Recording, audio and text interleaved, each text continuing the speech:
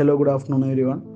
ഇന്ന് നമ്മൾ സംസാരിക്കാൻ പോകുന്ന ടോപ്പിക്ക് ജപ്പാൻ സ്കിൽ വർക്കറെ പറ്റിയിട്ടാണ്.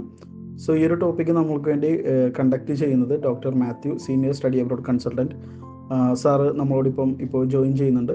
സോ ഈ ഒരു മീറ്റിങ്ങിലേക്ക് എല്ലാ കാൻഡിഡേറ്റ്സിനെയും അതേപോലെ തന്നെ ലീഡ് ചെയ്യാൻ വേണ്ടിയിട്ട് ഡോക്ടർ മാത്യുവിനെയും വെൽക്കം ചെയ്യുന്നു. Over to you Mathew sir. Thank you Alvin, thank you so much. ഞാൻ മാത്യു. ആൽവിൻ ഇൻട്രൊഡ്യൂസ് ചെയ്ത നല്ല വാക്കുകൾക്ക് നന്ദി.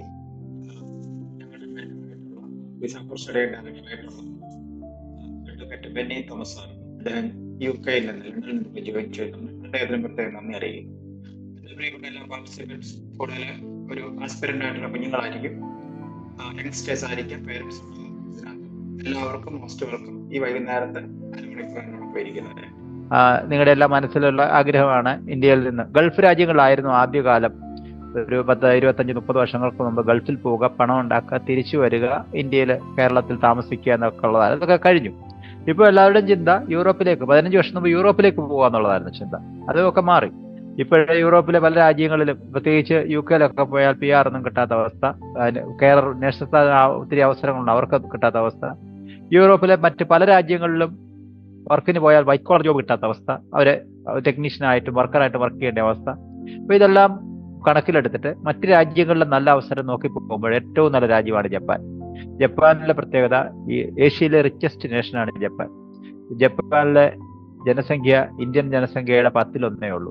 ഏറ്റവും കൂടുതൽ ഇൻഡസ്ട്രിയൽ റിച്ച്നെസ് ഉള്ള രാജ്യമാണ്. അതായത് 4.94 ലക്ഷം കോടി GDP, gross domestic product income ഉള്ളതായ രാജ്യമാണ്. അപ്പോൾ അതിൻ്റെ പെർ ക്യാപിറ്റ എടുത്തു കഴിഞ്ഞാൽ ഒരാൾക്ക് $39,000 ഒരാൾക്ക് പെർ ക്യാപിറ്റ വെച്ചുകൊണ്ട്, പെർ ക്യാപിറ്റ ഓഹരി വരുമാനം. 4ാമത്തെ വലിയ എക്കണോമിയാണ്. ഐലൻഡുകളായി ചേർന്ന ഒരു ഈസ്റ്റ് ഏഷ്യൻ രാജ്യമാണ്. ഐലൻഡുകളായിട്ട് ചേരുമ്പോൾ സ്വാഭാവികമായിട്ട് 4500 സ്മോൾ ഐലൻഡുകൾ, സിറ്റി എന്ന് പറഞ്ഞൊരു ഐലൻഡാണ് ഉള്ളത്, നമ്മുടെ ന്യൂസിലൻഡ് പോലെ. പിന്നെ ധാരാളം സീ ഫുഡ് ഉൽപ്പാദനമുണ്ട്. ന്യൂക്ലിയർ പവറും ഇലക്ട്രോണിക്സും അഗ്രികൾച്ചറും ഇൻഡസ്ട്രിയൽ ഫാമിങ്ങും ഒക്കെയാണ് അവരുടെ വലിയ മെയിൻ ഇൻകം. നമുക്കൊക്കെ അറിയാം ഇവിടെ ജപ്പാന്റെ സോണി TV, ജപ്പാന്റെ കാറ്, ജപ്പാന്റെ ടയോട്ട, ജപ്പാന്റെ ഹോണ്ട. ലോകത്തിലെ ഏറ്റവും കിടപിടിക്കുന്ന വലിയ ജപ്പാന്റെ ഇലക്ട്രോണിക്സ് സ്ഥാനമായിരുന്നല്ലോ ലോകത്തിൽ ഏറ്റവും ഉണ്ടായിരുന്നു. പിന്നെ എല്ലാം കൊണ്ടും വളരെ മുമ്പിൽ നിന്ന്. എന്തുകൊണ്ട് ഇതുവരെ ജപ്പാനിലേക്ക് സാധാരണക്കാർ പോയില്ലെന്ന് ചോദിച്ചാൽ ഉത്തരേ ഉള്ളൂ, സാധാരണക്കാർക്ക് അവിടുത്തെ നല്ല കാര്യങ്ങൾ അറിയത്തില്ലായിരുന്നു. ഇപ്പം നിങ്ങൾ വിളിക്കുന്ന സാധാരണക്കാർക്ക് നല്ല കാര്യങ്ങൾ അറിഞ്ഞ് അവിടെ കയറാനാണ്. നമുക്കോ നിങ്ങൾക്കോ എനിക്കോ താരതമ്യം ചെയ്ത് രണ്ടാമത് നിർത്താനായിട്ടുള്ള ഇല്ല. കാരണം ജപ്പാൻ ഗവൺമെന്റ് നമ്മളെ ഇവിടുന്ന് കൊണ്ടുപോകണമെങ്കിൽ ഗൾഫിൽ പോകുന്ന പോലെ ഒരു വഴിക്ക് ഒരു ഏജന്റ് പണം മാറ്റി കൊണ്ടുപോകാൻ പറ്റില്ല. ഏജന്റുമാരുടെ തട്ടിപ്പിന് ഇരയാകാനായിട്ട് ജപ്പാൻ ഗവൺമെന്റ് ഇന്ന് കൊടുക്കാത്തതുകൊണ്ട് മാത്രമാണ് നിങ്ങൾ ഇതുവരെ ആരും പോകാഞ്ഞത്. എന്നാൽ ഇന്ത്യയും ജപ്പാനും തമ്മിൽ ഉടമ്പടികളുണ്ട്. അതുകൊണ്ട് തന്നെ ഇന്ത്യ ജപ്പാൻ ഉടമ്പടിയിൽ പറഞ്ഞിരിക്കുന്ന കാരണങ്ങൾ അനുസരിച്ച് നിങ്ങൾക്ക് ജോലിക്കും പൗരത്വനുമായി പോകാവുന്നതാണ്. അപ്പൊ ഞാൻ ഇന്നലെ കഴിഞ്ഞ ഒരു ദിവസം സെമിനാർ എടുത്തപ്പോൾ പറഞ്ഞു ഏതൊക്കെ കാറ്റഗറിയിൽ അവിടേക്ക് പോകാവുന്നു. എല്ലാ കാറ്റഗറിക്കാരും ജപ്പാനിലേക്ക് എടുക്കില്ല.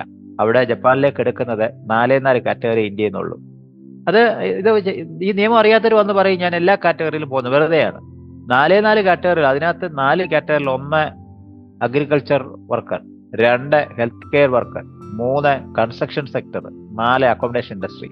ഈ അക്കോമഡേഷൻ ഇൻഡസ്ട്രി എന്ന് പറഞ്ഞു കഴിഞ്ഞാൽ ടൂറിസം, ഹോസ്പിറ്റാലിറ്റി അവിടെ ചേർന്ന് വരുന്നതാണ്. അഗ്രികൾച്ചർ സെക്ടർ എന്ന് പറഞ്ഞാൽ ഫാമിംഗ് ക്രോപ്പ് ഡെവലപ്മെന്റും ചേർന്ന് വരുന്നതാണ്. കെയർ എന്ന് പറഞ്ഞാൽ nurse, personal care, health care വരുന്നതാണ്. പിന്നീട് കൺസ്ട്രക്ഷൻ സെക്ടർ എന്ന് പറഞ്ഞാൽ കൺസ്ട്രക്ഷൻ ജോബ് ഡയറക്റ്റ് ചെയ്യാനല്ല നിങ്ങളെ കൊണ്ടുപോകുന്നത്. നിങ്ങളെ കൺസ്ട്രക്ഷനിലെ ഏതാണ്ട് സൂപ്പർവൈസർ, അതായത് ചാർജ് ഹാൻഡ് എന്ന് പറയും. നിങ്ങളുടെ ചാർജ് ഹാൻഡ് ക്വാളിഫിക്കേഷൻ കൂടിയതുകൊണ്ടല്ല, നല്ല കൺസ്ട്രക്ഷൻ വർക്കിൽ അവിടെ ഏർപ്പെടണമെങ്കിൽ അവിടെ ജപ്പാനിന്റെ നിലവാരത്തിലേക്ക് ഉയർന്ന ചൈനക്കാരും കൊറിയക്കാരും ജപ്പാൻകാരുമാണ്. എന്നാൽ നിങ്ങളെ കൊണ്ടുവന്ന സേഫ്റ്റി മുതൽ കൺസ്ട്രക്ഷനിലെ എല്ലാ തലങ്ങളിലും ഉള്ളതായ സൂപ്പർവിഷന് വേണ്ടിയും അത് ചാർജ് ഹാൻഡായി വർക്ക് ചെയ്യാൻ. അതുകൊണ്ടാണ് കൺസ്ട്രക്ഷൻ സെക്ടർ എന്നതിനെ പറയുന്നത്. ഇപ്പൊ നമ്മൾ ഇന്ന് ഇതിൽ തന്നെ 4 സെക്ടർ ഉള്ളതിലെ നഴ്സിംഗിനെ കുറിച്ച് പറയുമ്പോൾ എല്ലാവർക്കും ഇഷ്ടമാണ് നഴ്സിംഗ് കെയറായിട്ട് പോകാൻ. കാരണം വലിയ പണിയൊന്നുമില്ല, അവിടെ ചെല്ലുന്നു. ജപ്പാനിലാണെങ്കിൽ ജനങ്ങൾ അവിടെ അനാഥാലയങ്ങളൊന്നും ഇല്ലാത്തതുകൊണ്ട് ഈ കെയർമാർ പോകുന്നത് കെയർ സെന്ററുകളെ, ക്ലിനിക്കുകളെ, അതുപോലെ ചെറിയ ഹോസ്പിറ്റലുകളിലൊക്കെയാണ്. ഡൊമസ്റ്റിക് കെയറായിട്ട് ഒരിക്കലും ഇന്ത്യയിൽ നിന്ന് കൊണ്ടുപോകാൻ പറ്റത്തില്ല കേട്ടോ. ആരും വിചാരിക്കാതെ കെയർ എന്ന് പറഞ്ഞാൽ കൊണ്ടുവന്ന ഡൊമസ്റ്റിക് കെയർ വീടുകളിലേക്കാണ്. ഇന്ത്യ ജപ്പാൻ തമ്മിലുള്ള അഗ്രിമെന്റ് നിങ്ങളെ ഇൻസ്റ്റിറ്റ്യൂഷണൽ കെയറായിട്ട് മാത്രമേ കൊണ്ടുപോകാൻ പറ്റൂ. അടിസ്ഥാന ശമ്പളമൊക്കെ ഉണ്ട്. അപ്പൊ എല്ലാവർക്കും കെയറാവാൻ ആഗ്രഹമുണ്ട്. പക്ഷെ പുരുഷന്മാരെ കെയറായി എടുക്കും, നേഴ്സസ് ആണെങ്കിൽ മാത്രം. ഇനി കെയർ അതുകൊണ്ട് പെൺകുട്ടികൾക്ക് മാത്രം ഉള്ളതാണ്. അവരെ TATP സർക്കാരിന്റെ സ്കീമുകൾ NSDCയുടെ സ്കീമിൽ അവരെ കൊണ്ടുപോകുന്നുണ്ട്. അപ്പൊ ഞാൻ കെയർ എന്ന കാറ്റഗറി ഇപ്പം വിടുന്നു. കെയറായിട്ട് പുരുഷന്മാർക്ക് സാധ്യമല്ല 100%. നേഴ്സോ അല്ലെങ്കിൽ +2 കഴിയാത്ത പെൺകുട്ടികളോ ആണെങ്കിൽ കെയറായിട്ട് മറ്റാർക്കും പോകാൻ കഴിയില്ല. അതുകൊണ്ട് ഞാൻ വീണ്ടും പറയുന്നു, ഏതെങ്കിലും സ്ഥാപനങ്ങളിൽ ഏതെങ്കിലും വ്യക്തികളിലൂടെ ഞാൻ നിങ്ങളെ ഇന്ത്യൻ ഹെൽത്ത് കെയർ അസിസ്റ്റന്റ് ആയിട്ട് പോകാം, എല്ലാ മെയിലും പോയി അതിന്റെ പരീക്ഷ എഴുതുന്നു, എന്നിട്ട് പോയി അല്ലെങ്കിൽ പോകാൻ പറ്റും ഏതെങ്കിലും കെയർ സെന്ററിൽ പോയി 160 മണിക്കൂർ ട്രെയിനിങ് കഴിഞ്ഞിട്ട് ഉടനെ ഓടി വന്നിട്ട് സാറേ എനിക്ക് എംപ്ലോയറെ വേണം കെയറായിട്ട് പോകണമെന്ന് പറഞ്ഞാൽ ഒരു മെയിലിനെയും ജപ്പാനിൽ എടുക്കില്ല. It's A fact. കാരണം ഇത് ഗവൺമെന്റിന്റെ കാര്യമാണ്. എന്നാൽ ഫീമെയിലിനെ മാത്രം മതി. സോ ഞാൻ കെയറിനെ മാറ്റി വെക്കുന്നു. നഴ്സുമാരുടെ ഇരിപ്പാണെങ്കിൽ കെയർ വഴി പോയി അസിസ്റ്റന്റ് നഴ്സാവാ എൻട്രി പഠിച്ചിട്ട് അതൊക്കെ പിന്നീട് പറയാം. ഇനി അടുത്ത നമ്മൾ 3 കാറ്റഗറിയാ പറയുന്നത്. ആ കാറ്റഗറി പറഞ്ഞ ശേഷം ഞാൻ ഈ സ്കീമുകളെ കുറിച്ച് പറയാം. 3 കാറ്റഗറി പറയുന്നത് ഇതിന് തൊട്ട് മുമ്പുള്ള സ്ലൈഡ് തന്നെയാണ്. ആ കാറ്റഗറികൾ ഒന്ന് അഗ്രികൾച്ചർ ഫാമിംഗ് സെക്ടറിലേക്ക് പോകുന്നത്. അതിന് ഒരു സ്കിൽ ടെസ്റ്റ് പരീക്ഷ ജപ്പാൻ നടത്തുന്നുണ്ട്. അതുപോലെ കൺസ്ട്രക്ഷൻ ഒരു പരീക്ഷയുണ്ട്. അതുപോലെ അക്കോമഡേഷൻ ഒരു പരീക്ഷയുണ്ട്. നമ്മൾ എന്തുകൊണ്ടാണ് ഈ സർക്കാർ ഈ സ്കില്ലിലേക്ക് കൊണ്ടുപോകുമ്പോൾ ജപ്പാൻ ഗവൺമെന്റ് അംഗീകരിച്ച സ്കിൽ ടെസ്റ്റ് പരീക്ഷ നടത്തുന്നത് നിങ്ങൾ അറിയണം. അതിനു മുമ്പ് 2 കാറ്റഗറികളെ കുറിച്ച് നിങ്ങളോട് 2 സ്കീമുകളെ കുറിച്ച് പറയാൻ ആഗ്രഹിക്കുന്നു. ജപ്പാനും ഇന്ത്യയും തമ്മിൽ 1934 ഒരു എഗ്രിമെന്റ് വെച്ചിരുന്നു. ആ എഗ്രിമെന്റ് പ്രകാരം ഇന്ത്യയിൽ നിന്ന് അങ്ങോട്ടും അവിടെ നിന്ന് ഇങ്ങോട്ടും വ്യാപാര കരാറായിരുന്നു ഉണ്ടായിരുന്നത്. എന്നാൽ 2002 65-ലും വീണ്ടും 2002-ലും ഉള്ള എഗ്രിമെന്റ് അനുസരിച്ച് തൊഴിൽ കരാർ വെച്ചു. തൊഴിൽ കരാർ വെച്ചപ്പോൾ ജപ്പാനികൾ ഇവിടെ നിന്ന് തൊഴിൽ വരാനല്ല, ഇവിടെയുള്ള ഇന്ത്യൻസിന് അവിടെ പോയി ജോലി ചെയ്യാനുള്ള അവസ്ഥ. അപ്പോൾ അങ്ങനെയുള്ള NSDC ആണ് അതിന്റെ മീഡിയേറ്റർ. NSDC പറഞ്ഞാൽ അറിയോ? National skill development corporation of India. കേന്ദ്ര ഗവൺമെന്റിന്റെ ലേബർ മിനിസ്റ്ററുടെയും ചേംബർ ഓഫ് കൊമേഴ്സിന്റെയും SSW സ്മോൾ ഇൻഡസ്ട്രീസ് ഡെവലപ്മെന്റിന്റെയും കൂട്ടായിട്ടുള്ള ജോയിന്റ് വെഞ്ചറായി വരുന്ന ഒരു കേന്ദ്ര സർക്കാർ സംരംഭമാണ് NSDC. അതിന് പ്രത്യേകിച്ച് മന്ത്രിയൊക്കെയാണ്, ചെറുകിട വ്യവസായ വകുപ്പ് മന്ത്രിയുണ്ട് കേന്ദ്രത്തില്. NSDCയുടെ റീജിയണൽ ഓഫീസ് ഇവിടെ ചെന്നൈയിലാണ്, ഹെഡ് ഓഫീസ് ഡൽഹിയിൽ സ്ഥിതി ചെയ്യുന്നു. അപ്പോൾ നമ്മളെല്ലാം NSDCയുടെ റീജിയണൽ ഓഫീസിന് അണ്ടറിൽ വരുന്നവരാണ്. ഓക്കെ, കേരളത്തിൽ ഒരു ഡെപ്യൂട്ടി ഒരു ഡയറക്ടർ ഉണ്ട്, റീജിയണൽ ഡയറക്ടർ ഒക്കെ ഉണ്ട്. അപ്പോൾ NSDC ആണ് ജപ്പാൻ ഗവൺമെന്റുമായി എഗ്രിമെന്റ് സൈൻ ചെയ്തേക്കുന്ന ഇന്ത്യക്ക് വേണ്ടി. ചേംബർ ഓഫ് കൊമേഴ്സ് ആണ് മീഡിയേറ്ററായി പ്രവർത്തിച്ച നമ്മുടെ പ്രപ്പോസൽ എഗ്രിമെന്റുകൾ വെക്കുന്നതായി കമ്മിറ്റി. അതിൽ പലപ്പോഴും പല സമയത്തും ഈ കേരളത്തിൽ നിന്നും പല കൺസൾട്ടന്റും ഉണ്ടായിട്ടുണ്ട്. ഒരു പ്രത്യേക കാലഘട്ടത്തിൽ നമ്മുടെ ചിദംബരം കേന്ദ്രമന്ത്രിയായിരിക്കുന്ന സമയത്ത് ചേംബർ ഓഫ് കൊമേഴ്സിന് വേണ്ടി ഒരു പ്രോജക്റ്റിന് ഞാനും എഗ്രിമെന്റ് അന്നത്തെ ഒരു എഗ്രിമെന്റിലെ കൺസൾട്ടന്റായി കുറെ കാലം കുറച്ച് പ്രോജക്റ്റുകൾ സബ്മിഷൻസ് കൊടുത്തിട്ടുണ്ട്. അതൊക്കെ NSDCയിൽ ഇപ്പം വെളിയിൽ കാണുന്നുണ്ട്. ഓക്കെ, അപ്പോൾ 2 സ്കീമാണെന്ന് പറയും, TITP SSW. TITP എന്ന് പറഞ്ഞാൽ ടെക്നിക്കൽ ഇന്ത്യൻ ട്രെയിനിങ് പ്രോഗ്രാം. എന്തുകൊണ്ടാണ് ഈ സ്കീം ഉണ്ടായെന്ന് അറിയാമോ? ഇത് 1965 ഉണ്ടായ സ്കീമാണ്. ഈ സ്കീം അനുസരിച്ച് ഇന്ത്യയിൽ നിന്ന് ഇന്ത്യ സാങ്കേതികമായി ഒന്നും വളർന്നിരുന്നില്ല. അപ്പോൾ ജപ്പാൻ ഒരുപാട് വളർന്നു കഴിഞ്ഞു. 2ാം ലോകമഹായുദ്ധത്തിന് ശേഷം ജപ്പാൻ ഭയങ്കര സാങ്കേതിക വളർച്ച പ്രാപിച്ചു. അപ്പൊ ഇന്ത്യയിൽ നിന്ന് സാങ്കേതികമായി വളരാത്തതുകൊണ്ട് ഇവിടുന്ന് ഓരോരുത്തരെയും കൊണ്ട് അവിടെ ജോലിക്ക് കയറ്റാൻ പറ്റില്ല. പോയി കഴിഞ്ഞാൽ നമ്മുടെ കേരളത്തിലെ സ്ഥാപനങ്ങളിൽ കൂട്ടിയിരിക്കും, 4 ദിവസം കഴിഞ്ഞ് പൂട്ടിയിടും. അതുകൊണ്ട് പക്ഷേ എന്നാൽ കൊണ്ടുപോയേ പറ്റൂ. അപ്പോൾ ഇന്ത്യ ഗവൺമെന്റിനോട് പറഞ്ഞു, ഞങ്ങൾ ഒരു സ്കീം വെക്കാം, TITP technical Indian training programme എന്ന് പറഞ്ഞാൽ ജപ്പാനിൽ എന്താണോ തൊഴിൽ കൃത്യമായി വേണ്ടത് ആ തൊഴിലിന് വേണ്ടി ഇവിടെ നിന്ന് NSDC കൃത്യ ട്രെയിനിങ്ങോട് താളിനെ കൊണ്ടുപോകുന്നു. അതിന് പറഞ്ഞ TITP technical Indian training programme. ഈ പ്രോഗ്രാം അനുസരിച്ച് ഇവിടെ നിന്ന് പോകുന്നവർക്ക് 5 വർഷം അവിടെ ജോലി ചെയ്യാം. അവർ പക്ഷേ അതിനെ പേരിട്ട് വിളിക്കുന്ന പ്രോഗ്രാം എന്നാണ്. 5 വർഷം കഴിഞ്ഞാൽ അവർക്ക് എക്സ്റ്റെൻഡ് ചെയ്യണമെങ്കിൽ വീണ്ടും 1 ദിവസം കഴിഞ്ഞിട്ട് ഇതേ എംപ്ലോയറോടൊപ്പം തുടരാം. പക്ഷേ ഇവർക്ക് PR-ലോട്ടോ മറ്റോ ഒന്നും പോകാൻ കഴിയുകയില്ല. അടുത്ത ഒരു പ്രോഗ്രാമാണ് അത്. ഇതിനെ പ്രത്യേകിച്ച് NSDC തന്നെ നിങ്ങൾ ലാംഗ്വേജ് പഠിക്കണം നിർബന്ധമുണ്ട്. കാരണം NSDC TITP പ്രോഗ്രാം വഴിയാണ് ഇപ്പൊ എല്ലാ കെയർമാരെ ഫീമെയിലിനെ എടുക്കുന്നത്. ഒരുപാട് ഇളവുകൾ കിട്ടും, പഠിക്കുന്നതിന് ഇങ്ങോട്ട് പൈസ കിട്ടും, നിങ്ങൾ ടിക്കറ്റിന് ഇങ്ങോട്ട് പൈസ കിട്ടും, ഒരുപാട് ഇളവുകൾ ഫ്രീ ആയിട്ട് ഗവൺമെന്റ് തരും. അപ്പോൾ അവരുടെ പ്രത്യേകത പറയുന്നുണ്ട്, NSDC അംഗീകരിച്ചതായ ലാംഗ്വേജ് സെന്ററിലെ ട്യൂട്ടർ തന്നെ നിങ്ങളെ പഠിപ്പിക്കണമെന്ന്. അപ്പോൾ അവിടെ സെലക്ടഡ് ആയെങ്കിൽ മാത്രമേ അവിടെ കെയർമാർക്ക് പഠിക്കാൻ കഴിയുകയുള്ളൂ. അപ്പൊ TITP സ്കീം വഴി പോകുന്ന എല്ലാ ഫീമെയിൽ കെയർമാർക്കും ജോലി 100% ഉറപ്പായിട്ടാണ് നിങ്ങളെ പഠിപ്പിക്കുന്നത്. പക്ഷേ TITP സ്കീം വഴി മറ്റുള്ള മെയിൽ കാറ്റഗറികൾ അത് എടുക്കാറില്ല. കാരണം ജോലി ഉറപ്പായ ശേഷം മാത്രമാണ് NSDC നിങ്ങളെ TITP സ്കീമിൽ ട്രെയിനിങ്ങിന് എടുക്കുന്നത്. എന്നാൽ ചില കാറ്റഗറികളെ എടുത്ത ശേഷം ട്രെയിനിങ് കൊടുത്ത് മെയിൽ കാറ്റഗറികളെ കൊണ്ടുപോകാറുണ്ട്. 2ാമത്തെ സ്കീമാണ് SSW. ഈ സ്കീമിന്റെ പ്രത്യേകത, ഒരുപാട് ഗുണങ്ങളും ദോഷങ്ങളും ഉണ്ട്. ഈ സ്കീമിന്റെ പ്രത്യേകത വളരെ ചാലഞ്ചിങ് ആണ്. കാരണം മത്സരം കൂടുതലുള്ള സ്കീമാണ്. ഇത് സർക്കാരിന്റെ നിയന്ത്രണത്തിൽ ആണെങ്കിലും സർക്കാർ യാതൊരു ഓഫറും ഇളവുകളും തരുന്നില്ല. ഇതിനു വേണ്ടി ഈ SSW സ്കീമിന് വേണ്ടി നിങ്ങൾക്ക് 2 മാനദണ്ഡങ്ങൾ വെച്ചിട്ടുണ്ട്. TITPക്ക് വെച്ചിരിക്കുന്നത് ഒരു മാനദണ്ഡമേ ഉള്ളൂ, കാരണം ഈ ജപ്പാൻ ലാംഗ്വേജ് പഠിച്ചിട്ട് ഇവിടുന്ന് പോകണമെന്ന്. എന്നാൽ SSW സ്കീമിന് പോകുന്നവർക്ക് 2 മാനദണ്ഡം. ഒന്ന്, ലാംഗ്വേജ് പഠിക്കണം, മാത്രമല്ല ജപ്പാൻ ഗവൺമെന്റിന് ആവശ്യമുള്ളതായ ട്രേഡ് പഠിക്കണം. ആ 4 ട്രേഡുകളാണ് ഞാൻ മുമ്പേ പറഞ്ഞതായ അഗ്രികൾച്ചർ, അക്കോമഡേഷൻ, കെയറർ, നാലാമത്തത് കൺസ്ട്രക്ഷൻ. അത് കെയറർ എന്ന കാറ്റഗറി ഫീമെയിൽ ആയതുകൊണ്ട് TITP സ്കീമിൽ വരുന്നുണ്ട്. അതുകൊണ്ട് SSWയിൽ പുതിയ ആരൊക്കെ പുരുഷന്മാർ പാസ്സായാലും അവരെ എടുക്കാൻ സാധ്യത കുറവാണ്. ഇനി നമുക്ക് അഗ്രികൾച്ചറിലേക്ക് വന്നാൽ അവിടെ പരീക്ഷ പ്രത്യേകമായി നടത്തുന്നുണ്ട് ഗവൺമെന്റ്. അതിന് പറഞ്ഞാണ് അസാറ്റ്, അഗ്രികൾച്ചറൽ സ്കിൽ അസസ്മെന്റ് ടെസ്റ്റ്. ഈ പരീക്ഷ നടത്തുന്നത് നമ്മളുടെ JFT ഫൗണ്ടേഷനാണ്. അപ്പോൾ ആ പരീക്ഷയുടെ പ്രത്യേകത എന്ന് പറഞ്ഞു കഴിഞ്ഞാൽ അതിന് ഒരു 120 പേര് സെൽഫ് പഠിക്കാം. അതിന് ഇംഗ്ലീഷിലാണ് പരീക്ഷ. അപ്പൊ ഞാൻ 3 പരീക്ഷയുണ്ട്, അഗ്രികൾച്ചർ, അക്കോമഡേഷൻ, കൺസ്ട്രക്ഷൻ. ഞാൻ അതിലെ ഒരു പരീക്ഷയെ കുറിച്ച് പറയാം. എല്ലാ പരീക്ഷ ഇങ്ങനെ തന്നെയാണ്. സെൽഫ് അത് പഠിക്കാം. അതിന്റെ സിലബസ് NSDCയിൽ അവൈലബിൾ ആണ്. സെൽഫ് പഠിക്കാനായിട്ട് പ്രയാസം ഉണ്ടെന്ന് തോന്നുന്നവർക്ക് സെന്ററുകളുണ്ട് പഠിപ്പിക്കാൻ. അത് പഠിപ്പിക്കുന്നതിന് പ്രത്യേകിച്ച് NSDCയുടെ യാതൊരു അംഗീകാരം ആവശ്യമില്ല. കാരണം അവർ തന്നെ സിലബസ് ഇറക്കുന്നതാണ്. ഇത് ജപ്പാൻ ഭാഷയിൽ, ഇംഗ്ലീഷ് ഭാഷയിൽ പഠിപ്പിക്കും. പക്ഷേ പരീക്ഷ നിങ്ങൾക്ക് ഇംഗ്ലീഷ് ഭാഷയിൽ എഴുതാം. ഏതാണ്ട് 150ഓളം പേജ് വരുന്ന ഒരു പുസ്തകമുണ്ട് ഇതിന്. ആ പുസ്തകത്തിൽ നോക്കി പഠിച്ചാൽ എങ്ങനെയാണ് ജപ്പാനിലെ കൃഷി രീതികളെക്കുറിച്ചും വിത്തുകളെക്കുറിച്ചും കൃഷി ബെഡൊരുക്കുന്നതിനെ കുറിച്ചും കൃഷിയുടെ പ്രത്യുൽപാദനം കൂടിയ കൃഷികളെ എങ്ങനെയാണ് അതിന്റെ ഇവിടെയൊക്കെ നമ്മൾ പഠിച്ചിട്ടില്ലയോ, എന്താ പറയാ, പിന്നെ ഈ DNA ചേഞ്ച് എന്നൊക്കെ പഠിക്കുന്നില്ലേ, ഈ കാർഷിക വിഭവങ്ങളുടെ വിത്തുകളുടെ ഗുണനിലവാരം തെളിച്ച്. അപ്പൊ ഇതെല്ലാം പുസ്തകത്തിൽ പഠിക്കാനുണ്ട്. ഇപ്പൊ നമ്മുടെ നാട്ടിലെ ടൊമാറ്റോ കൃഷി പോലെ അല്ല അവിടെ ചെയ്യുന്നത്. അവിടെ ഒരൊറ്റ ടൊമാറ്റോ മരം എടുത്തു കഴിഞ്ഞാൽ അതിനകത്ത് 150 പഴം കാണും. ഇവിടെ എടുത്ത് നമ്മൾ നോക്കിയാൽ 15 പഴവും കാണും. വ്യത്യാസം രണ്ടും ടൊമാറ്റോ ആണെന്ന് പറയാം. പക്ഷെ ഫാമിങ് വളരെ അഗ്രസീവായിട്ടുള്ള, വളരെ മോസ്റ്റ് അഡ്വാൻസ്ഡ് ഫാമിംഗ് രീതികളാണ് അവിടെ ഉള്ളത്. അതാണ് ഈ ഫാമിങ്ങിൽ അസാറ്റിൽ പഠിപ്പിക്കുന്നത്. അസാറ്റിന്റെ പരീക്ഷ നിങ്ങൾ എഴുതി കഴിഞ്ഞാൽ അസാറ്റിന്റെ പരീക്ഷയ്ക്ക് ഒരു സ്കോറിംഗ് മാർക്കല്ല, മാക്സിമം എത്ര മാർക്ക് നിങ്ങൾക്ക് നേടാമെന്നുള്ളതാണ്. അതൊക്കെ നോക്കിയായിരിക്കും നിങ്ങൾ എടുക്കുന്നത്. എല്ലാവരും പഠിച്ചാൽ 100-ൽ 100 മാർക്കും കിട്ടാൻ എളുപ്പമുള്ളതാണ് ഈ ഫാമിങ്. ഇതുപോലെ തന്നെയാണ് കൺസ്ട്രക്ഷൻ വർക്കേഴ്സ് സ്കിൽ ടെസ്റ്റ് എന്ന് പറയുന്നത്. അവിടെ നിങ്ങളോട് കൺസ്ട്രക്ഷൻ വർക്കിൽ ഒരിക്കലും ചോദിക്കത്തില്ല നിങ്ങൾക്ക് 3D ഡ്രോയിങ് അറിയാമോ, 4D ഡ്രോയിങ് അറിയാമോ, അതും അല്ലെങ്കിൽ നിങ്ങൾ നല്ല വെൽഡർ ആണോ എന്നൊന്ന്. എന്നാൽ അതിനകത്ത് തന്നെ സബ് ഡിവിഷൻസ് ഉണ്ട്, വെൽഡർ, ഫിറ്റർ, ഇങ്ങനെയൊക്കെ ഉണ്ട്. പക്ഷേ മെയിനായിട്ട് അത് ചോദിക്കുന്നത് ഒരു കൺസ്ട്രക്ഷൻ സൈറ്റിൽ ഉണ്ടായിരിക്കേണ്ടതായ എന്തെല്ലാം മാനദണ്ഡങ്ങളാണ്, എന്തെല്ലാം കാര്യങ്ങളാണ്, സേഫ്റ്റി പ്രിക്കോഷൻസ്, എല്ലാ കൺസ്ട്രക്ഷൻ സൈറ്റിനും ഉള്ള ജനറൽ ആയിട്ടുള്ള ചില സ്വഭാവങ്ങളുണ്ട്. അതിനെക്കുറിച്ചാണ് നിങ്ങളെ പഠിപ്പിക്കുന്നത്. അത് പഠിച്ച് നിങ്ങൾക്ക് പരീക്ഷ എഴുതും. ഇപ്പൊ തന്നെ പ്രോജക്ട് മാനേജ്മെന്റ്, ഞാനൊരു പ്രോജക്ട് മാനേജറായിരുന്നു നീണ്ട കാലഘട്ടങ്ങളിൽ പല രാജ്യങ്ങളിലും. ഇപ്പൊ പ്രോജക്ട് മാനേജർ എന്ന് പറഞ്ഞു കഴിഞ്ഞാൽ ഒരിക്കലും നിങ്ങൾ പറഞ്ഞ കൺസ്ട്രക്ഷൻ മാത്രമല്ല, ഏതൊരു പ്രോജക്ട് മാനേജർക്കും ബേസിക് ആയിട്ട് കുറെ കാര്യങ്ങളുണ്ട്. അദ്ദേഹത്തിന് project initiation, project planning, project settlement, project finalisation, ഇങ്ങനെ അത് നമ്മൾ എന്താ ചെയ്യുന്നതെങ്കിൽ ഇപ്പോൾ ഒരു ഷിപ്പിന്റെ പ്രൊജക്ട് ആണെങ്കിലും കൺസ്ട്രക്ഷൻ ആണെങ്കിലും എല്ലാം ഈ പ്രൊജക്ട് മാനേജർ കാര്യങ്ങൾ അത് അദ്ദേഹം സൈൻ ചെയ്തെങ്കിലേ ആ പേപ്പർ അപ്രൂവ് ആവുള്ളൂ. ധാരാളം പണം കിട്ടുന്നതായ ജോലിയാണ് പ്രൊജക്ട് മാനേജർ. പ്രത്യേകിച്ച് പ്രൊജക്ട് മാനേജറിന്റെ എക്സാമിനേഷൻ ഉണ്ട്, ഇന്റർനാഷണൽ എക്സാമിനേഷൻസ് ഒക്കെ ഉണ്ട്. അപ്പൊ ഞാൻ പറഞ്ഞ അതുപോലെ തന്നെ കൺസ്ട്രക്ഷൻ വർക്കേഴ്സ് പറഞ്ഞാൽ ഒരിക്കലും എക്സ്ക്ലൂസീവ്ലി ഇപ്പം നിങ്ങൾ സ്കഫോൾഡിങ് മാത്രം ഇടുന്നവരോ വെൽഡ് ചെയ്യുന്നവരോ അങ്ങനെയുള്ളവർ എക്സ്പെർവൈയോ അല്ല. അപ്പോൾ ജനറലായി നിങ്ങളെ കൺസ്ട്രക്ഷന് വേണ്ട എല്ലാ മാനദണ്ഡങ്ങളും പഠിപ്പിച്ച് അതിന്റെ ടെസ്റ്റാണ് കൺസ്ട്രക്ഷൻ വർക്കേഴ്സ് ടെസ്റ്റ് എന്ന് പറയുന്നത്. ഇതുപോലെയാണ് അക്കോമഡേഷൻ. അക്കോമഡേഷൻ എന്ന് പറഞ്ഞു കഴിഞ്ഞാൽ നമ്മുടെ നാട്ടിൽ അത് ടൂറിസം എന്ന് വേണേൽ പറയാം. എന്നാൽ ടൂറിസം മാത്രമല്ല, front office, hospitality, food service, cooking, culinary, അതുപോലെ ഹൗസ് കീപ്പിംഗ്, ഇത്രയും ഒന്നിച്ച് വരുന്നതായ എല്ലാ കാറ്റഗറിയും ഒന്നിച്ച് ഇതിനെക്കുറിച്ച് പഠിപ്പിക്കും. എന്ന് പറഞ്ഞാൽ ടോട്ടൽ ടൂറിസത്തിനകത്ത് എന്ന് വേണേൽ പറയാം. പക്ഷേ ആ ടൂറിസത്തിനകത്തുള്ള കൂടുതലും വരുന്നുണ്ട്. അത് വരുന്നതാണ് ഈ അക്കോമഡേഷൻ എന്ന് പറയുന്ന പരീക്ഷ. അതിലും ജനറലായി എല്ലാ വിഷയങ്ങളെ കുറിച്ചും പഠിപ്പിക്കും. ഒരു 200ഓളം പേജ് വരുന്ന ഒരു പുസ്തകമാണ് അതിൻ്റെത്. അതിൽ നിങ്ങളെ പഠിപ്പിക്കാൻ ആർക്കും പഠിപ്പിക്കാം.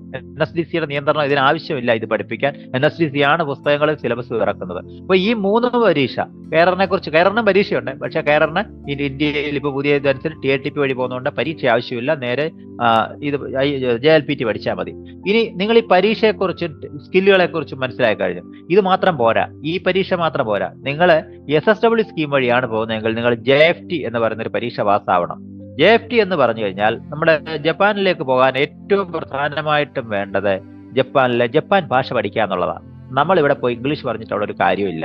ജപ്പാൻ ഏത് രാജ്യത്തായാലും അവരുടെ ഭാഷ പ്രൊമോഷനാണ്. ഇപ്പൊ നിങ്ങൾ ആരെങ്കിലും ഒക്കെ യൂറോപ്പിൽ പോയിട്ട് വന്നവരെന്നോട് കേൾക്കുന്നവരുണ്ടെങ്കിൽ, യൂറോപ്പിൽ നിങ്ങൾ ജർമ്മനിയിലോ അല്ലെങ്കിൽ നിങ്ങൾ ഫ്രാൻസിലോ ഒക്കെ വന്നിട്ടുള്ളവരുണ്ടെങ്കിൽ, നിങ്ങൾ അവിടെ ചെന്ന് ജർമ്മനിയിൽ ചെന്ന് ഏതെങ്കിലും വലിയ കാര്യത്തിലൊരു സാധാരണ റെസ്റ്റോറൻറ്റിലോ ഒരു മാളിലോ ഒക്കെ സംസാരിച്ച് കഴിഞ്ഞാൽ എന്തായിരിക്കും അവസ്ഥ? അവർ ജർമ്മൻ ലാംഗ്വേജ് കമ്മ്യൂണിക്കേറ്റ് ചെയ്യും. മാൾട്ടയിലാണ് മാൾട്ടീസ് കമ്മ്യൂണിക്കേറ്റ് ചെയ്യും, പോളണ്ടിലാണ് പോളിഷ് കമ്മ്യൂണിക്കേറ്റ് ചെയ്യും. അതിന്റെ കാരണം സ്വദേശ ഭാഷ പ്രൊമോഷൻ വളരെയേറെ ഇമ്പോർട്ടന്റ് ആണ്. ജപ്പാനിലും അതുപോലെ 100%, കൊറിയ, ജപ്പാൻ രാജ്യങ്ങളിൽ സ്വദേശ ഭാഷ അറിഞ്ഞേ പറ്റൂ. അതുകൊണ്ട് തന്നെ വിദേശത്ത് നമ്മളൊക്കെ വിദേശികളാണ്, അവിടേക്ക് ഒരു ജോലിക്ക് പോകുന്നുണ്ടെങ്കിൽ ജപ്പാൻ ഭാഷ പഠിക്കണം. ജപ്പാൻ ഭാഷയെ 3 തരം ഭാഷയായി പറഞ്ഞിരിക്കുന്നു. ഒരേ ഭാഷ 3 പരീക്ഷകളാണ് ജപ്പാൻ ഭാഷയ്ക്കുള്ളത്. അതായത് നമ്മൾ IELTS, ഇംഗ്ലീഷ് UK അങ്ങനെയാ, ഒന്നിൽ IELTS വേണം, PT വേണം, ടൊഫൽ വേണം. ടൊഫൽ ഇപ്പൊ ഉപയോഗിക്കുന്നില്ല, ടൊഫൽ വേണം, ഡുലിംഗോ വേണം, അതേതെങ്കിലും ഒന്ന്. അതുപോലെ ജപ്പാനിൽ പോവാൻ JLPT അല്ലെങ്കിൽ JFT എന്നീ 2 ഭാഷകൾ ഏതെങ്കിലും ഒന്ന് പാസ്സായിരിക്കണം. നാറ്റ് എന്നൊരു പരീക്ഷയുണ്ട്, അത് അല്പം കൂടെ ടഫാണ്, അത് ഇവിടെ പ്രാബല്യം ആവശ്യമില്ല, ഇപ്പൊ സംസാരിക്കുന്നില്ല. JFT എന്ന് പറഞ്ഞാൽ ശരിക്കും പറഞ്ഞാൽ ഒരു പ്രയാസമുള്ള പരീക്ഷയല്ല.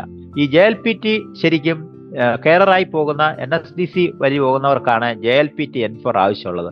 എന്നാൽ സ്കില്ലിലേക്ക് പോകുന്ന സ്കിൽ വർക്കറായിട്ട് പോകുന്നവർക്ക്, സ്കിൽ ടെസ്റ്റ് കഴിയുന്നവർക്ക് JFTയുടെ ആവശ്യമുള്ളൂ. JFT തന്നെ നമുക്ക് ഒറ്റ പരീക്ഷയാണ്. ഈ JFT 0 മുതൽ 250 വരെ പോയിന്റ് വരെ ഒരൊറ്റ പരീക്ഷയാണ്. നിങ്ങൾ ഇപ്പോൾ എടുത്തേക്കുന്ന 50 പോയിന്റ് താഴെയാണെങ്കിൽ അതിനർത്ഥം നിങ്ങൾക്ക് കുറച്ചൊക്കെ പറഞ്ഞാൽ മനസ്സിലാവും, നിങ്ങൾക്ക് അങ്ങോട്ട് കമ്മ്യൂണിക്കേറ്റ് ചെയ്യാൻ വലുതായിട്ട് അറിയത്തില്ല.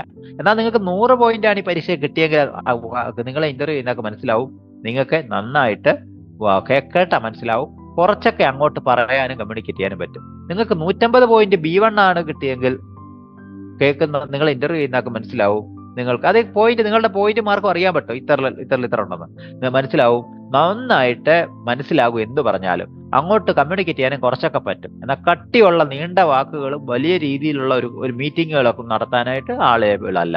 എന്നാൽ നിങ്ങൾക്ക് 200 പോയിന്റ് കിട്ടി, അതിൽ B2 എന്നൊക്കെ കണ്ടാൽ ഉടനെ നിങ്ങളെ എംപ്ലോയർ തപ്പിയെടുത്ത് കൊണ്ടുപോകും. എന്നിട്ട് പറയും ഒരു മാനേജർ ആവാനുള്ള, ഇൻഡിപെൻഡന്റ് ഓഫീസ് ഹാൻഡിൽ ചെയ്യാനുള്ള നോളജ് ലാംഗ്വേജിൽ നിങ്ങൾക്കുണ്ട്, അതിനുള്ള കേപ്പബിലിറ്റി ഉണ്ട്. ഇപ്പൊ മനസ്സിലായോ എങ്ങനെയാണ് JFTയുടെ മാർക്ക് പോകുന്നതെന്ന്. ഇനി അതല്ല എങ്കിൽ JLPT, Japanese language proficiency test എന്ന് പറയുന്ന സർക്കാർ നടത്തുന്ന മറ്റൊരു പരീക്ഷയുണ്ട്. ആ പരീക്ഷയ്ക്ക് 5 ലെവലുകളായിട്ടാണ് നടത്തുന്നത്. 1 N5, 2 N4, 3 N3, N2, N1.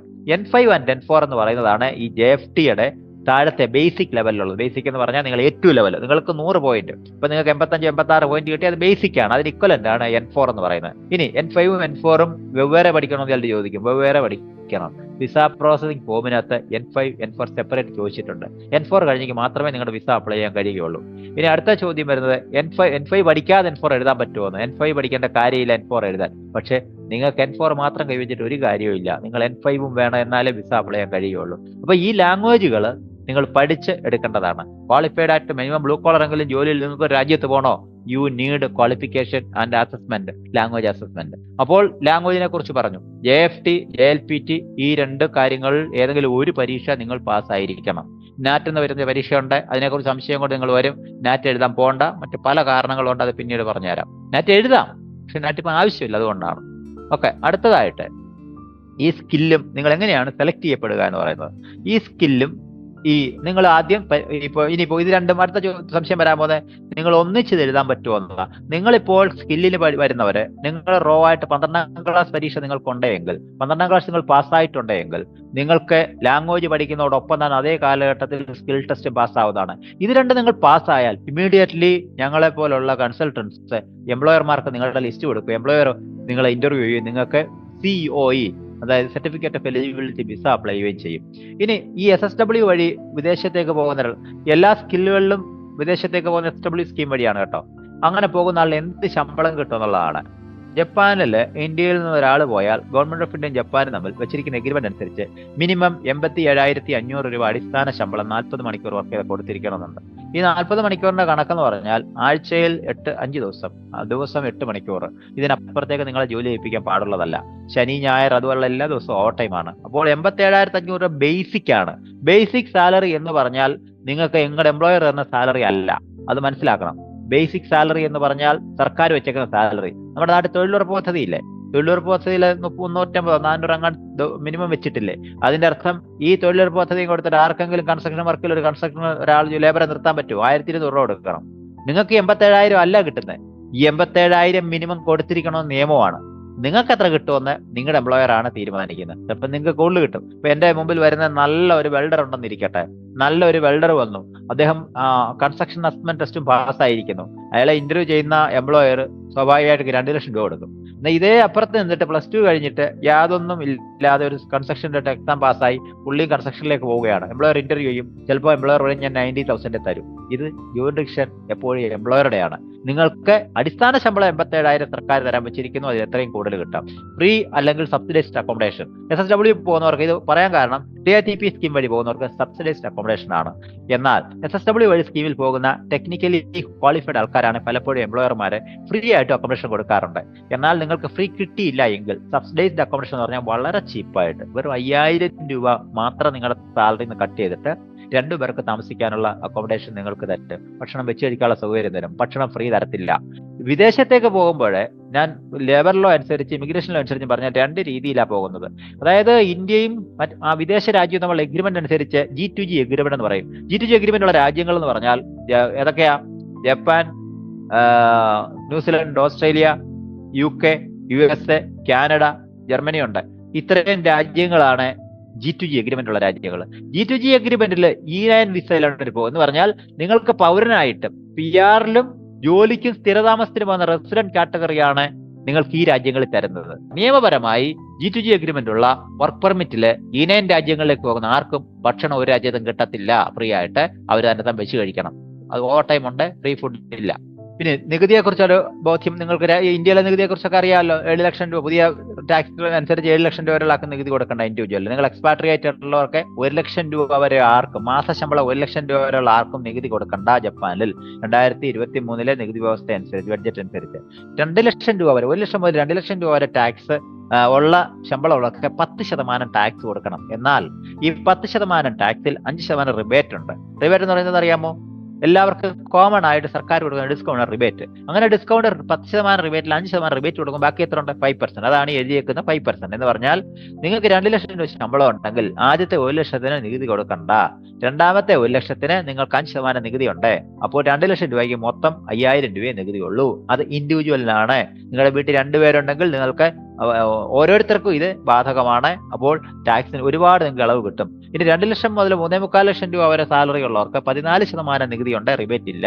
2 മുതൽ 3,4 വരെ. 3,4 ലക്ഷം രൂപ 7 ലക്ഷം രൂപ വരെയുള്ള സാലറി ഉള്ളവർക്ക് 14% 39% വരെ സ്ലാബ് അനുസരിച്ച് നികുതി ഉണ്ട്. എന്തായാലും നിങ്ങളെ ഇതൊന്നും ബാധിക്കത്തില്ല. നിങ്ങൾ 2 ലക്ഷം രൂപയ്ക്കുള്ളിലാണ് SSW പോകുന്നതെങ്കിൽ വെറും 5,000 രൂപയെ നികുതി പോവുള്ളൂ. ഈ പോകുന്ന നികുതി നിങ്ങൾക്ക് കുറെ കാലം കഴിഞ്ഞ് നിങ്ങളുടെ റിട്ടയർമെന്റ് സമയത്ത് നിങ്ങൾ SSW കഴിഞ്ഞ് PR-ലോട്ട് പോകുമ്പോൾ ആ പേയ്മെന്റ് നിങ്ങൾക്ക് ആഴ്ചയിൽ അല്ലെങ്കിൽ മാസത്തിലെ പെൻഷനായിട്ട് തിരിച്ചു കിട്ടും. ഇനി PR ഓപ്ഷൻസിനെ കുറിച്ച് നേരത്തെ പറഞ്ഞില്ല. SSW സ്കീം വഴി ജോലിക്ക് പോകുന്ന ഒരാളിന് 5 വർഷക്കാലം, 3 വർഷം കഴിയുമ്പോൾ തന്നെ നിങ്ങൾ അവിടെ ഒരു കാര്യം മനസ്സിലാക്കണം. സ്കില്ലുകാരോട് പറയാൻ എനിക്കുള്ളത്, സ്കിൽ ടെസ്റ്റിൽ നിങ്ങൾ പോകുമ്പോൾ സ്കിൽ ടെസ്റ്റിന് ലെവലുണ്ട്. ഇപ്പൊ നിങ്ങൾ അസാറ്റ് ആണ് എഴുതുന്നതെങ്കിൽ അതിന്റെ ബേസിക് ലെവൽ 1 ആണ് ഇവിടുന്ന് പാസ് ആവുന്നത്. നിങ്ങൾ വർക്ക് ചെയ്യാൻ യു ആർ ഓക്കെ. നിങ്ങൾക്ക് PR ഇടണമെങ്കിൽ അതിന്റെ ലെവൽ 2 എഴുതണം. ലെവൽ 2 എഴുതിയാൽ മാത്രമേ അഗ്രികൾച്ചർ ഒരു നല്ല മാനേജർ ലെവലിലേക്ക് ഉയരാൻ പറ്റുള്ളൂ. അവിടെ ചെന്ന് നിങ്ങൾക്ക് എഴുതാം. ഇവിടെ വെച്ച് നിങ്ങൾ ലെവൽ 1 എഴുതുന്നു, അവിടെ ചെന്ന് ലെവൽ 2 എഴുതുന്നു. ഇത് JFTയുടെ അല്ല, ഞാൻ അസാറ്റിന്റെ കാര്യം അല്ലെങ്കിൽ സ്കിൽ ടെസ്റ്റിന്റെ കാര്യം പറഞ്ഞത്. അങ്ങനെ രണ്ടാമത്തെ സ്കില്ല് ലെവൽ 2 ആ സ്കില്ല് പാസ്സാക്കി മാത്രമാണ് നിങ്ങൾക്ക് PR ഇടാൻ പറ്റുക. ഒരു ബുദ്ധിമുട്ടുമില്ല, ധാരാളം പേര് ഇടുന്നുണ്ട്. 3 വർഷം കഴിഞ്ഞാൽ 3 മുതൽ 5 വർഷം വരെയുള്ള കാലഘട്ടത്തിൽ PR ഇടാം. PR ഇട്ട് 5 വർഷം കഴിഞ്ഞാൽ പൗരനാവാം. 181 രാജ്യങ്ങളിൽ ആ പാസ്പോർട്ട് കൊണ്ട് പോകാവുന്ന ലോകത്തിലെ 4ാമത്തെ സ്ട്രോങ് പാസ്പോർട്ടാണ്. ബ്രിട്ടനും US ഒന്നും അതിന്റെ അടുത്ത് വരത്തില്ല. ന്യൂസിലൻഡ് പാസ്പോർട്ടിന് മുകളിലാ, അറിയോ? അത്ര സ്ട്രോങ്. സിംഗപ്പൂർ പാസ്പോർട്ടിന് മുകളിലാണ്, സ്ട്രോങ് പാസ്പോർട്ടാ. വിസ വേണ്ട. നിങ്ങൾക്കൊരു ജാപ്പനീസ് പാസ്പോർട്ട് ഉണ്ടെങ്കിൽ നിങ്ങൾക്ക് US-ലോട്ടോ കാനഡയിലോട്ടോ UK-ലോട്ടോ ആരോടും ചോദിക്കാതെ ബാഗ് എടുത്തോണ്ട് പോകാം. അവിടെ ചെന്നിട്ട് 6 മാസം വിസ അന്നേരം സ്റ്റാമ്പ് ചെയ്ത് തരും. 6 മാസത്തിലുള്ള അവിടെ നിന്നിട്ട് 1 ദിവസം കഴിഞ്ഞ് പിന്നെ ഇറങ്ങിയാൽ പിന്നെ സ്റ്റാമ്പ് ചെയ്യാൻ പറ്റും. ഒരിടത്തേക്ക് പോകാനും ജപ്പാൻ പാസ്പോർട്ടും കൊണ്ട് ലോകത്തിൽ ഒരു രാജ്യത്തേക്ക് പോകാനും വേറെ സ്റ്റാമ്പ് ചെയ്യണ്ട. മനസ്സിലായല്ലോ ജപ്പാൻ പാസ്പോർട്ടിന്റെ വില. അടുത്തത് മോഡ് ഓഫ് സെലക്ഷൻ എങ്ങനെയാണെന്ന്. നിങ്ങൾക്ക് ഒരു സ്കില്ലിന് പോകാനുള്ള സ്കിൽ വഴി ജോലിക്ക് പോകാൻ ആഗ്രഹിക്കുന്ന ഒരാളാണെങ്കിൽ നിങ്ങളെ സെലക്ട് ചെയ്യാനായിട്ട് SSW സ്കീം സെലക്ട് ചെയ്യാൻ നേരിട്ട് NSDC വരില്ല. പകരം NSDC അപ്രൂവ് ചെയ്തിട്ടുള്ള കൺസൾട്ടൻസ് ഉണ്ട്. ഞങ്ങളെ പോലുള്ള കൺസൾട്ടൻസ്. അവർ നിങ്ങളുടെ ബയോഡാറ്റ, നിങ്ങളുടെ CV, നിങ്ങളുടെ സ്കില്ലുകൾ ഒക്കെ ഇങ്ങനെയുള്ള കാര്യങ്ങളെല്ലാം ഇവാലുവേറ്റ് ചെയ്യും. Whether you will pass or not. ഇതെല്ലാം കഴിഞ്ഞ ശേഷം മാത്രമേ നിങ്ങളെ സ്കിൽ ടെസ്റ്റിൽ ഇരുത്തുകയുള്ളൂ. ഈ സ്കിൽ ടെസ്റ്റിൽ ഇരുത്തി നിങ്ങളെ 60 ദിവസം കൊണ്ട് സ്കില്ലും JFT പാസ്സാക്കും. JFT സ്കില്ലിൽ നിങ്ങൾ പാസ്സായാൽ 60 2 മാസം, ശരിക്കും 40 ദിവസം മതി, 2 മാസം. കാരണം ഈ JFTയെ കുറിച്ച് ഒരു കാര്യം ഞാൻ വിട്ടുപോയി. JLPT എന്ന പരീക്ഷ വർഷത്തിൽ 2 പ്രാവശ്യമാണ് നടക്കുന്നത് ഇന്ത്യയിൽ. എന്നാൽ JFT എവറി 2 months നടക്കുന്നത്. അതുകൊണ്ട് 2 മാസത്തിൽ ഒരിക്കൽ ഒരു പഠിപ്പിച്ച് നിങ്ങളെ JFT പരീക്ഷയ്ക്ക് വരുത്തും. ടോട്ടലി 60 ദിവസം കഴിയുമ്പോൾ നിങ്ങൾ JFTയും നിങ്ങൾ സെലക്ടഡ് ആയ സ്കിൽ വർക്കർ ആണെങ്കിൽ JFTയും സ്കില്ലും പാസ്സായാൽ ഇമീഡിയറ്റ്ലി NSDCയുടെയോ അല്ലെങ്കിൽ നേരിട്ട് ഞങ്ങളെപ്പോലുള്ളവർക്കുള്ള കോൺടാക്റ്റിലോ നിങ്ങൾ എംപ്ലോയർക്ക് ഇരുത്തി കൊടുത്ത് ഇന്റർവ്യൂ പാസ്സാക്കുന്നു. ദാറ്റ് ഡേ ഇറ്റ് സെൽഫ് നിങ്ങളുടെ COയ്ക്ക് നിങ്ങളുടെ ഫയൽ പോവുകയാണ്, സർട്ടിഫിക്കറ്റ് ഓഫ് എലിജിബിലിറ്റി, വർക്ക് പെർമിറ്റിന് വേണ്ടി പോവുകയാണ്. അങ്ങനെ വരുമ്പോൾ നിങ്ങളുടെ ടോട്ടൽ ടൈം 60 ദിവസം കൊണ്ട് നിങ്ങളുടെ പഠനം പൂർത്തിയായി JFTയുടെയും സ്കില്ലിന്റെയും സർട്ടിഫിക്കറ്റ് തന്നു കഴിഞ്ഞാൽ അടുത്ത 45 ദിവസത്തിനുള്ളിൽ നിങ്ങളുടെ വർക്ക് പെർമിറ്റ് പാസ്സായി 2 മാസത്തിനുള്ളിൽ നിങ്ങൾ ജപ്പാനിലെത്തിയിരിക്കും. നിങ്ങൾ ജോലിയോട് കൂടെയാണ് പോകുന്നത്. പിന്നെ നിങ്ങളുടെ എല്ലാ വിവരങ്ങൾക്കും ഈ രണ്ടിനും ഈ കോസ്റ്റ്, ഇതിനകത്ത് കോസ്റ്റുകളൊക്കെ ഒത്തിരി വരുന്നുണ്ട്. SSWന് പോകുന്നവർക്കൊന്നും ഫ്രീ കിട്ടത്തില്ല. TITPയിലേക്കുള്ള കയറന്മാർക്ക് ഒത്തിരി ഫ്രീ ഉള്ള പോലെ അങ്ങനെ ആരും വിചാരിക്കരുത്. നിങ്ങൾക്ക് നിങ്ങളുടെ തന്നെ എക്സ്പെൻസിലെല്ലാം നടക്കും. കൺസൾട്ടൻസിന്റെ പോലും കാശ് നിങ്ങൾ കൊടുക്കേണ്ടി വരും. കാരണം ഇനി ഇതിപ്പോഴല്ല, ഇനി വരാൻ പോകുന്ന വർഷം വേറെ ഒത്തിരി സംഭവങ്ങൾ നടക്കാൻ പോവാ. പണ്ട് ഞാൻ പറഞ്ഞില്ലേ, പണ്ട് ഞങ്ങൾ പ്രപ്പോസൽ കൊടുത്തപ്പോഴേ TITP നിർത്തലാക്കണമെന്ന് പറഞ്ഞെന്ന്. കാരണം ജപ്പാൻ ഗവൺമെന്റ് ഏതാണ്ട് കോടിക്കണക്കിന് രൂപയാണ് ഒരു വർഷം ഇന്ത്യയിൽ TITPക്ക് വേണ്ടി മുടക്കുന്നത്. അത് അവർ മടുത്തു. അവർ നിർത്തലാക്കുമ്പോൾ എല്ലാം കേരള വരെയുള്ള എല്ലാ SWയിലോട്ടാവും. ഇപ്പോഴല്ല, നിങ്ങളെയൊന്നും ബാധിക്കില്ല, സർക്കാരിന്റെ പോളിസിയാണ്. അങ്ങനെ വരുമ്പോൾ നിങ്ങൾ മുടക്കി പോകേണ്ട തുക 5, 6, 7, 8 ലക്ഷം ആയിരിക്കും. NSDCയുടെ മാർഗനിർദ്ദേശം അനുസരിച്ച് ചെറിയ തുകയിൽ ഇപ്പൊ നിങ്ങൾക്ക് പോകാൻ കഴിയുമെങ്കിൽ അത് നല്ല കാര്യം. എത്ര തുക കൊടുക്കണമെന്ന് പറയാൻ ഞാനാളല്ല. കാരണം അത് നിങ്ങളുടെ ചെലവ് എത്രയാണോ അത്രയും നിങ്ങൾക്ക് വരുന്ന എക്സ്പെൻസ് നിങ്ങൾക്ക് പോകാം. എനിക്ക് നിങ്ങളോട് പറയാനുള്ളത്, സർക്കാരിന്റെ മാർഗനിർദ്ദേശം NSDCയുടെയും ജപ്പാൻ ഗവൺമെന്റ് അനുസരിച്ച് സ്കിൽ ടെസ്റ്റ് പാസ്സാവുക, JFT പാസ്സാവുക, എന്നിട്ട് നല്ലൊരു എംപ്ലോയറോടൊപ്പം നിങ്ങൾ എംപ്ലോയ്മെന്റിന് പോവുക, PR കയറുക. പിന്നെ ഫാമിലി കൊണ്ടുപോകാൻ ഇമീഡിയറ്റ്ലി ആദ്യത്തെ 3 വർഷം പറ്റില്ല. അത് കഴിഞ്ഞാൽ SSW പോകുന്നവർക്ക് ഫാമിലി അറ്റാച്ച് ചെയ്യാം. അന്ന് ഒന്നിച്ച് PR ഇടാൻ പറ്റും. സിംഗിൾ എൻട്രി ആണ്. ഫ്യൂച്ചർ നിങ്ങൾക്ക് PR ഇടാം. 5 വർഷം കഴിഞ്ഞ് കഴിഞ്ഞാൽ പറഞ്ഞല്ലോ. പിന്നെ എൻട്രി പാസ്സാവണമെന്ന് വരുന്നുണ്ട്. സ്വാഭാവികമായിട്ട് നിങ്ങൾ PR കിടക്കുമ്പോഴേ ഒരു പ്രത്യേകതയുണ്ട്. ഈ എൻട്രി പാസ്സായെങ്കിലേ നിങ്ങൾക്ക് PR ഇടാൻ പറ്റുമെന്ന് പറയുന്നുണ്ട്. ശരിക്കും SSWക്കാർക്ക് എൻട്രി അല്ല യഥാർത്ഥത്തിൽ പാസ്. എൻട്രി നിങ്ങൾ ഓട്ടോമാറ്റിക്കലി അവിടെ നിങ്ങൾക്ക് ഫ്രീ ആയിട്ട് പാസ്സാവാൻ പറ്റും. പക്ഷെ നിങ്ങൾ ഈ സ്കില്ലിന്റെ ലെവൽ 2 ആണ് പാസ്സാവേണ്ടത്. എന്ന് പറഞ്ഞാൽ അത് നിങ്ങൾ ചെയ്യുന്ന വർക്കാണെന്നേ. നിങ്ങളിപ്പോൾ അഗ്രികൾച്ചറിലെ ഒരു ടീം ലീഡറായിട്ട് അവിടുന്ന് പോകുന്നെങ്കിൽ സ്ഥിരം അത് തന്നെ ചെയ്യുമല്ലേ വർഷങ്ങൾ. അപ്പൊ അവിടെ നിങ്ങൾ പിന്നീട് ഒരു മാനേജറായിട്ട് ആവാനുള്ള പരീക്ഷയാണ് എഴുതുന്നത്, പ്രൊമോഷൻ പരീക്ഷ. ഇവിടെ നമ്മൾ ബാങ്കിൽ ക്ലാർക്കായിട്ട് കയറിയിട്ട് ബ്രാഞ്ച് മാനേജരാവും പരീക്ഷ എഴുതില്ലേ എന്ന് പറഞ്ഞ പോലെ. അങ്ങനെ നിങ്ങൾ ലെവൽ 2 കഴിഞ്ഞാൽ ഇമ്മീഡിയറ്റ്ലി നിങ്ങൾക്ക് PR ഇടാം. അപ്പൊ 5 വർഷം കഴിഞ്ഞാൽ നിങ്ങൾക്ക് സിറ്റിസൺ ആവാം. അക്കോട്ടത്തിൽ നിങ്ങൾ എൻട്രിയും കഴിയും. സിമ്പിളായിട്ട് ആകെ ചെയ്യേണ്ട ഇത്രേ ഉള്ളൂ. ഇപ്പോൾ നിങ്ങളുടെ ഡോക്യുമെന്റ്, നിങ്ങൾ എന്നെ കേൾക്കുന്നവർ നിങ്ങളുടെ ഡോക്യുമെന്റുകൾ കൃത്യമായിട്ട് കൊടുക്കുക. നിങ്ങളുടെ ഏജ് 35 വയസ്സിൽ താഴെ ആയിരിക്കണം. പുരുഷന്മാരുടെ ഏജ് 34 വയസ്സിൽ താഴെ ആയിരിക്കണം. 30 വയസ്സിൽ താഴെയാണ് അത്രയും നല്ല. ജപ്പാനിൽ ഏറ്റവും കൂടുതൽ കാലം ജോലി ചെയ്യാൻ ആവശ്യമുള്ള ആവശ്യം. കാരണം കേരളമാണ് 30 വയസ്സിൽ താഴെയുള്ള പെൺകുട്ടികളായിരിക്കണം എന്ന് പറയുന്നത് പോലെ ചെറിയ ഏജ് ആണോ, നിങ്ങൾക്ക് +2 എങ്കിലും മിനിമം ക്വാളിഫിക്കേഷൻ ഉണ്ടോ, നിങ്ങൾ സെലക്ടഡ് ആവും. എന്നിട്ട് നിങ്ങൾ സെലക്ടഡ് ആയാൽ JFTയും സ്കിൽ ടെസ്റ്റ് ഒരുമിച്ച് തന്നെ പഠിക്കുക. അതിനുള്ള നന്നായി പഠിക്കുക, നല്ല മാർക്കോട്ട് അത് പാസ്സായി വരിക. അത് ഇറങ്ങിക്കഴിഞ്ഞാൽ സെയിം അല്ലെങ്കിൽ ഒരാഴ്ചക്കുള്ളിൽ തന്നെ നിങ്ങൾ ട്രാൻസ്ലേഷൻ കഴിഞ്ഞിട്ട് നിങ്ങൾക്ക് എംപ്ലോയർ നിങ്ങൾക്ക് ഇന്റർവ്യൂ നടത്തും. എംപ്ലോയർ ഇന്റർവ്യൂ നടത്തി കഴിഞ്ഞാൽ ജപ്പാനിൽ ഇപ്പോൾ 50,000 പേരുടെ വേക്കൻസിയാണ് ഇപ്പം അഗ്രികൾച്ചർ ഫീൽഡിലെ അസാറ്റുകാർക്കുള്ളത്. കൺസ്ട്രക്ഷൻകാർക്ക് 40,000 പേരുടെ വേക്കൻസിയാണ് നിൽക്കുന്നത്. ഇതൊക്കെ കൂടി വരും. കാരണം ജപ്പാൻ എന്ന് പറഞ്ഞ പ്രായമുള്ള ഒരു രാജ്യമാണ്. ഏറ്റവും കൂടുതൽ ആളില്ലാത്ത ഒരു രാജ്യമായിട്ടാണ് മാറിയിരിക്കുന്നത്. അപ്പോൾ അവിടെ തൊഴിലിന് വേണ്ടി മറ്റു രാജ്യങ്ങളിൽ നിന്ന് കൊണ്ടുപോകേണ്ട അവസ്ഥ. ഇന്ത്യയോട് പ്രത്യേകമായ ആഭിമുഖ്യം ഉള്ളത് കൊണ്ട് ഇന്ത്യയിൽ ധാരാളം പേരെ കൊണ്ടുപോകുന്നുണ്ട്. ഇത് നിങ്ങൾക്ക് തൊഴിൽ അന്വേഷിച്ച് പോകുന്നവരെ കുറിച്ച് മാത്രമാണ് ഞാൻ പറഞ്ഞത്. 4 സ്കീമില് കഴിഞ്ഞ ദിവസങ്ങളിൽ പറഞ്ഞ പെൺകുട്ടികൾക്ക് പോകാവുന്ന സ്കീം കെയറർ, ആൺകുട്ടികൾക്ക് പോകാവുന്ന സ്കില്ലുകൾ. ഇത് മറ്റൊരു രീതിയിൽ ഞങ്ങൾക്ക് ജപ്പാനിലോട്ട് പോകാം. ജപ്പാനിൽ സ്റ്റഡി ഓപ്ഷനിൽ പോകാം. ഇത് നിയമവും അല്ലാതെയൊക്കെ ഞാൻ സംസാരിക്കുന്നത്. കാരണം ഈ സ്റ്റഡി ഓപ്ഷനിൽ എല്ലാവരും പോകുന്ന നിയമത്തിന്റെ എല്ലാ പിൻബലത്തിലാണ്. നിങ്ങൾക്ക് ഇപ്പോൾ ഇവിടുന്ന് ഒന്നും അറിയണ്ട. നിങ്ങൾ +2 കഴിഞ്ഞ് 18 വയസ്സായ 35 വയസ്സിനുള്ളിലുള്ള ഒരാളാണോ, നിങ്ങൾക്ക് N5 എന്ന് പറയുന്ന ഒരു കോഴ്സ് ഇവിടെ പഠിച്ചിട്ട് പോകാം. നിങ്ങൾ പഠിക്കാൻ പോകുന്ന അവിടുത്തെ ലാംഗ്വേജ് സ്കൂൾ N3 N4 ഇത് എത്രയും പറഞ്ഞ നിയമമാണ്. നിങ്ങൾ അവിടെ ചെന്നിട്ട് ഈ N3 N4 പഠിച്ച് പാസ്സായി നല്ലൊരു നിലയെ കയറിയാൽ അത് നിയമമാണ്. പക്ഷെ നമ്മുടെ നാട്ടിൽ നിന്ന് പോകുന്ന പിള്ളേർ ചെയ്യുന്ന പരിപാടി, ജപ്പാനിൽ കയറാൻ വേണ്ടിയിട്ട് N5 ഇവിടുന്ന് പഠിച്ചിട്ട് പോകും. അവിടെ പോയിട്ട് 2-3 മാസം ഈ ലാംഗ്വേജ് സ്കൂളിലിരിക്കും. അത് കഴിഞ്ഞാൽ വെളിയിൽ ഇറങ്ങിയിട്ട് വേറെ ജോലി കിട്ടി അവർ പോകും. പഠനം കംപ്ലീറ്റ് ചെയ്യത്തില്ല. അത് ഇല്ലീഗലാന്നല്ലേ ഞാൻ പറയുന്നത്. നിങ്ങൾക്ക് പഠിക്കുന്ന എപ്പോഴും നല്ലത്. പക്ഷെ ഇന്ന് എല്ലാവരും, എനിക്കിപ്പോൾ ഒരുപാട് എൻക്വയറികൾ എഞ്ചിനീയറിംഗ് കോളേജിലെ പിള്ളേർ വരാറുണ്ട്. സാറേ എനിക്ക് ലാംഗ്വേജ് പഠിക്കാൻ പോകണം. ഞാൻ തുറന്നു ചോദിക്കും, എന്തിനാ പോകുന്നത്? സാർ ഓൾറെഡി ഞാൻ എഞ്ചിനീയറാണ്, എനിക്ക് N5 ഇവിടുന്ന് പഠിച്ചു കഴിഞ്ഞാൽ അവിടെ പോയി N3 N4 ക്ലാസ്സിൽ കുറച്ചാൾ ചെയ്തിട്ട് എനിക്ക് ജോലിക്ക് കയറാമല്ലോ. That's good. ബ്ലൂ കോളർ ജോലിക്ക് കയറാം. അങ്ങനെ ഒരുപാട് പേര് പോകുന്നുണ്ട്. പക്ഷെ ഞാനൊരു പ്രോപ്പർ ചാനൽ പറഞ്ഞാൽ N5 മാത്രം ഇവിടെ പഠിച്ചാൽ മതി. ഈ നിങ്ങൾ പഠിക്കുന്ന N5 നിങ്ങൾ പാസ്സാകും. കാരണം നിങ്ങൾ JLPTയുടെ N5 ആണ് പഠിക്കുന്നതെങ്കിലും നിങ്ങളുടെ മാർക്ക് അസസ്മെന്റ് നടത്തുന്ന അവിടുത്തെ യൂണിവേഴ്സിറ്റിയാണ്. നിങ്ങളെ ലാംഗ്വേജ് പഠിപ്പിക്കാൻ പോകുന്ന യൂണിവേഴ്സിറ്റിയാണ് നിങ്ങളുടെ മാർക്ക് അസസ്മെന്റ്. അതുകൊണ്ട് നിങ്ങൾ എല്ലാവരും പാസ്സാവും. കാരണം അവർ സ്ട്രിക്റ്റ് ആയിട്ട് പഠിപ്പിക്കും. അവരാ സർട്ടിഫിക്കറ്റ് തരുന്നത്. അത് അവർ സർട്ടിഫിക്കറ്റ് തരും, JLPTയുടെ പരീക്ഷ അവർ മോണിറ്റർ ചെയ്യും. അങ്ങനെ വരുമ്പോൾ നിങ്ങൾ പരീക്ഷ പാസ്സാവും, 100% പാസ്സാവും. പാസ്സായാൽ നെക്സ്റ്റ് ഡേ നിങ്ങൾ ലാംഗ്വേജ് സ്കൂളിൽ അപ്ലൈ ചെയ്യുകയാണ്. ലാംഗ്വേജ് സ്കൂളിൽ അപ്ലൈ ചെയ്താൽ N3 and N4 ലാംഗ്വേജ് പഠിക്കാനാണ് ഇവിടുന്ന് പോകുന്നത്. പഠിക്കാൻ 1 ഇയറിന്റെ വിസയാണ് കിട്ടുന്നത്. 1 ഇയറിന്റെ സ്റ്റുഡന്റ് വിസ കിട്ടിക്കഴിഞ്ഞാൽ നിങ്ങൾക്ക് 9 മാസം സ്റ്റേ ബാക്ക് ഉണ്ട്. നിങ്ങൾ ഈ 1 ഇയറിന്റെ പഠനം എന്ന് പറഞ്ഞാൽ ഒരു 6-7 മാസം കൊണ്ട് തീരും. 25 മണിക്കൂർ പാർട്ട് ടൈം ആഴ്ച ചെയ്യാം. പഠനം കഴിഞ്ഞു കഴിഞ്ഞാൽ ഇമ്മീഡിയറ്റ്ലി ഫുൾ ടൈം വർക്ക് ചെയ്യാം. പഠിക്കുന്ന സമയത്ത് നിങ്ങൾക്ക് കാശ് കയ്യിൽ വാങ്ങിച്ച് ഫുൾ ടൈം വർക്ക് ചെയ്യാം. ഈ നിങ്ങൾ ഈ കൊടുത്ത് പഠിക്കാൻ പോകുന്ന ചെറിയൊരു തുകയായ ഫീസ് എന്ന് പറയുന്നത് ചെറിയ തുകയേ ഉള്ളൂ, വലിയ എമൗണ്ട് ഒന്നും ഇല്ല അതിന്. വളരെ കുറച്ച് ചെറിയേ ഉള്ളൂ.